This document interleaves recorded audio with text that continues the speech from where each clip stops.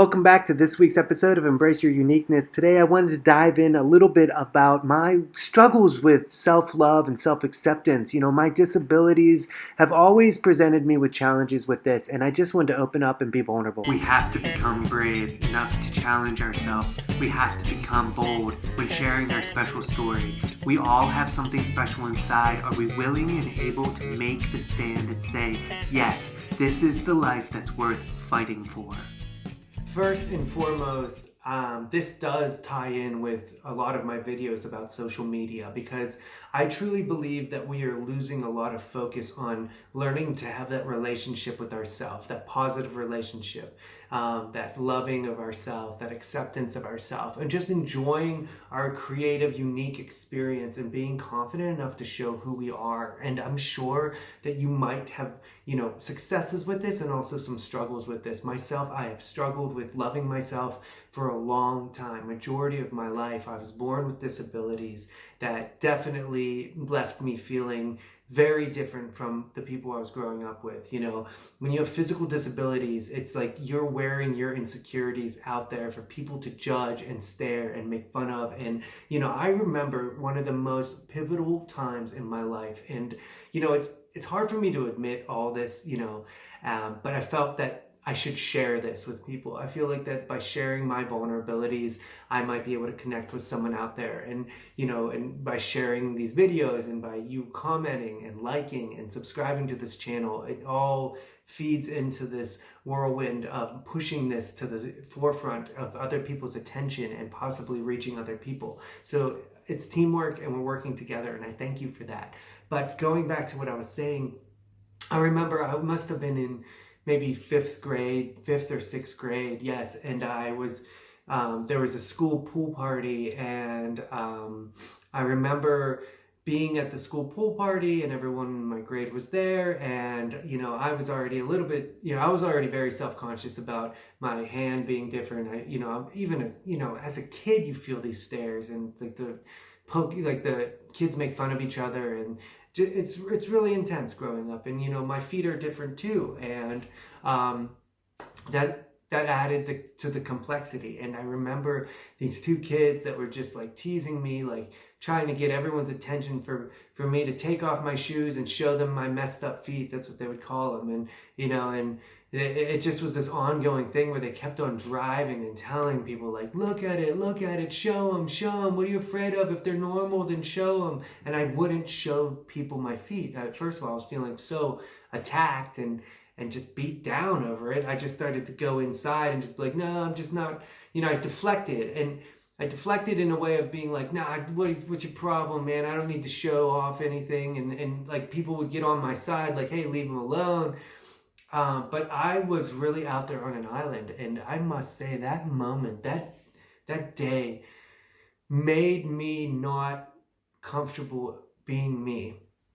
And in my whole life, I was chasing that fear, being chased by that fear or chasing that fear or whatever. Like it's both ways, And my whole life, I felt like I needed to control the narrative of how people saw me and how I presented myself. And if I could divert their attention, maybe they could only see what I show them, and no one could see me for my quote unquote flaws, which are my disabilities and what made me different. And it took me a long time. And I'm not saying that I was shy. I mean, I was a very outgoing kid. I was in theater and I was in sports, and I was just out there and active and very social and friendly, and I loved making people laugh. But a lot of that was a defense mechanism because I used my comedy and my wit and my athletic abilities, and I used my talents in order to overprotect how people would be seeing and interpreting me.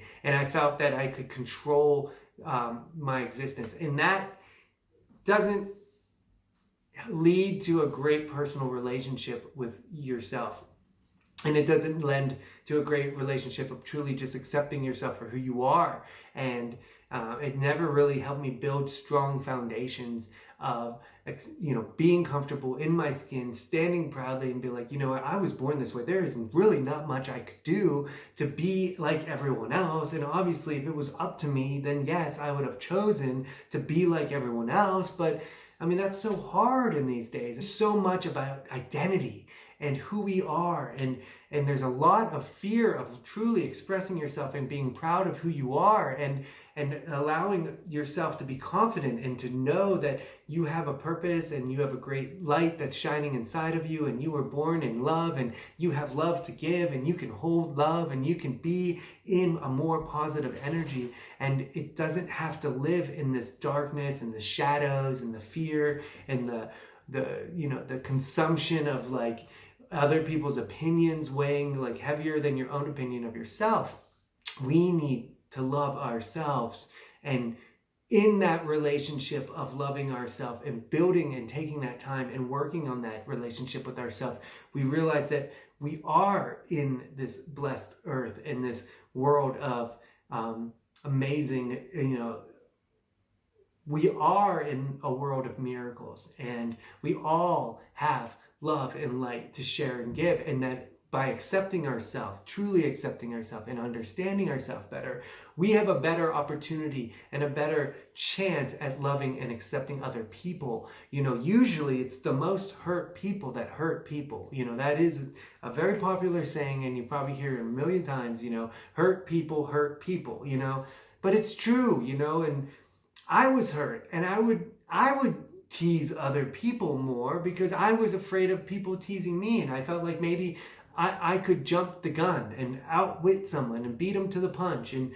draw attention away from yourself and don't put the spotlight on yourself, and that, bringing it to social media in today's life, it's like social media just reinforces more and more bad habits about not loving yourself and not taking care of your relationship with yourself. So this video, I really just wanted to focus on trying to spend a little bit more time enjoying yourself and rediscovering who you are, and trying to find that acceptance of who you are and loving that person, forgiving yourself for mistakes and just allowing yourself to be comfortable in your own skin and comfortable with who you are, and be creative and, write down your goals and dreams and start to build up your confidence of who you want to be.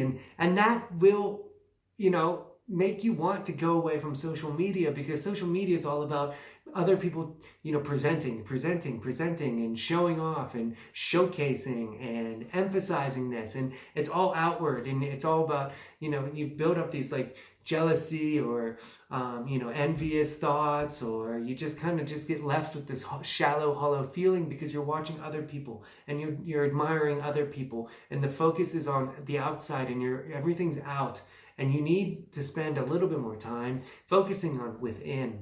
I'm not sure how you feel about this. I'd be interested to hear in your comments and your thoughts on this, and where you are with your relationship with yourself. And are you able to think about some of the things that might have triggered some harder ties to your own self-acceptance and your own self-love? And, I'm just so grateful. I'm in a place now in my life where I feel strongly connected to myself, and I'm working as hard as I can on being more comfortable with myself, and I have a great family, and I have great friends and a great community around me, and those all help a lot. I think that finding a community, finding a support network, finding people that truly value you, and building that, even start small, it will grow. The more you can solidify those good people in your life and give things to them. You give them what you can offer and share, and